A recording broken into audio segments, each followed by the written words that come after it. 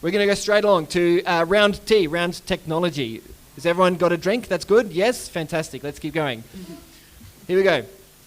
T, technology. Question 1. If a driverless car is at fault in an accident with another vehicle while driving, who takes the blame? Team Hat. Driverless cars don't have accidents. Yes, they do. They've had accidents. There have been accidents with driverless cars. They've never been at fault in any accident yet. There hasn't even been a court case about it. How do you know they haven't been at fault? Because, actually, there was the one in the competition. No, there was one with the bus. There was one with the bus. It pulled out in front of a bus because it thought the bus driver would slow down. The bus driver went, hell no, I'm going to keep going. And it drove into it. So technically, the car was at fault. So therefore, Google's at fault then? Yes, this is my question. Who takes the blame? I thought you. The insurance company? Well, that's our answer, right? Google then will be responsible. It's got to be the owner. Google. Does anyone know? Google. Does anyone know who takes the blame? If software designer. But who's at fault if there's no driver? The passenger. The owner of the car. How can the passenger be at fault? They were passenging. Well, who's registered to drive the car, right? Google's just another entity. So Google takes the blame? Yeah. I'm guessing from his expression that's not the answer. Owner of the car. Driver of the car. The passenger. The owner of the car takes... Nah, the passenger. The passenger. I reckon whoever was in the car. Surely they'd... The person who... Yeah. But they weren't commanding the vehicle. But they could have grabbed the steering wheel and done something. No, they can't. There's no steering wheel in most of the The person who last updated the software on the car. Yeah, they buy the rights, right? I don't know. Nobody knows the answer to that, so that's a trick question, sorry. So what you're saying is my first answer was correct. As also was your second and third and fourth, and so was theirs. So you both get points for that. We don't know. We don't know. So... Yeah, the klaxon, yeah, the big noise, yeah. There's no answer to that. Nobody knows. Nobody knows. Yeah, there's no blame at the moment, and the law hasn't caught up with what happens if a driverless car has an accident. So I was actually going to say, because I assumed that everyone got really excited, so there was like a situation that had happened. But I remember hearing about it that one of the other really interesting ethical questions that comes up about this is if you have like a driverless, or you have automatic cars and it's driving down the street, and there's a situation where if it hits a group of people, or if it either hits the group of people or the passenger in the car dies, what decision does it make? The trolley problem.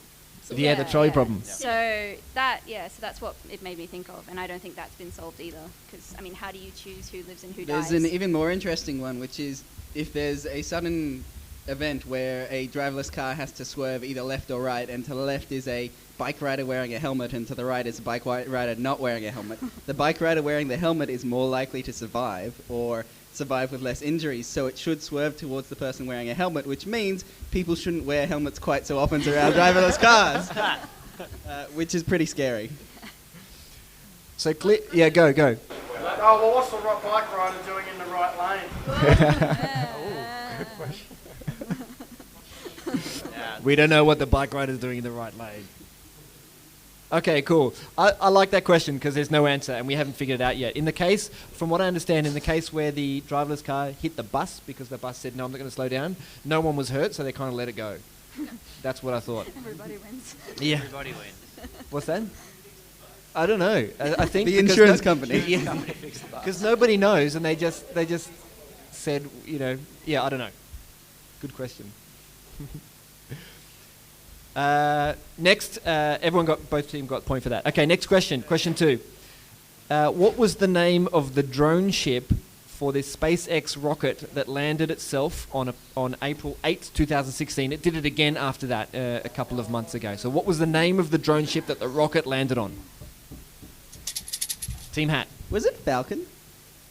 No, that's not the name of the drone ship. Oh, That was the rocket. Damn it. I know you know. Do you want to come over here and Do you want to... Was it like Shippy McShipface? Oh, Bodie McBoatface. That's a great answer.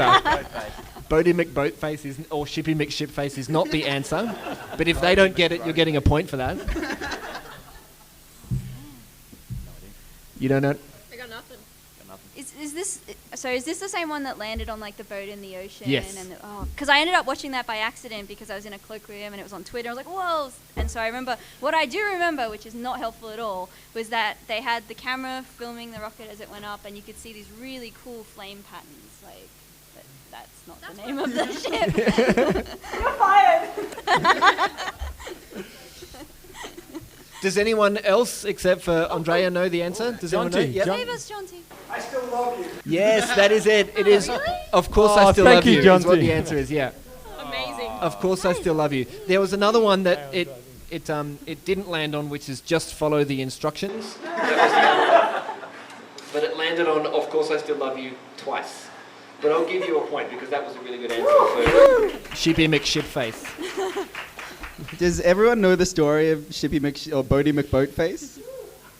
You're about to tell it, Elliot. Got a better name now. I love stories, and this is basically as good as they get. A government department, I think, put out the word to name an Arctic vessel, and they kind of what happened with IceNac 2.0.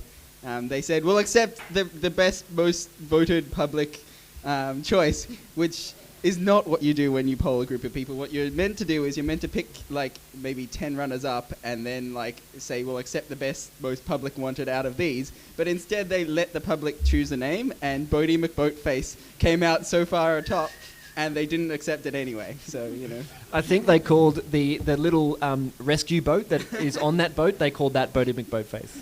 Wasn't there a follow-up to have David Attenborough's name changed to Bodie McMoatface? Okay, next question. What is shmeat?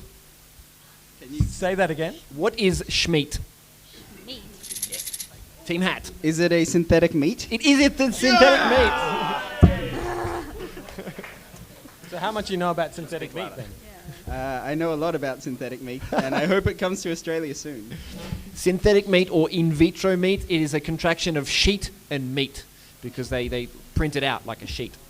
I prefer the term bat meat, but no. When you're talking about growing a cancerous like cell line that'll like form a muscle, and like people don't like to think about that, but I guess synth meat or shmeat. Yeah, shmeat. It sounds a little smoother. So it's not soy meat, it's 3D printed animal protein. That's one way of doing it. Yeah, or you can grow it in a lab without printing it. Yeah, So it's shmeat. got the same nutritional value as like a steak from a real cow.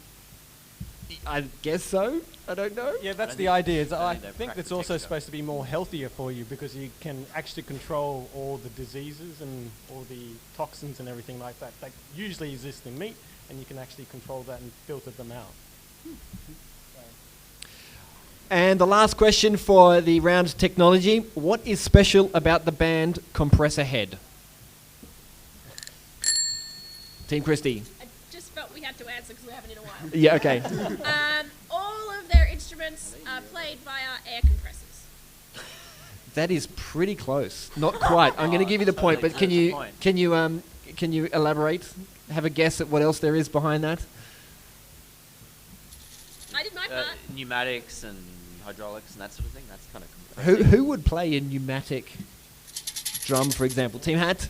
It's played by an AI, Not AI. You're close. That's too a far. neural network. No, A computer, like it's just a computer, you program it. I'll give it to you. They are robots. Right. Compressor-head are robots. Points to Team Christie. Nice.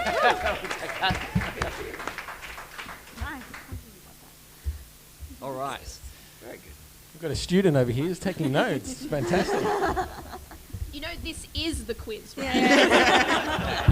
We'll never hear these questions again. Okay, that's the end of round technology.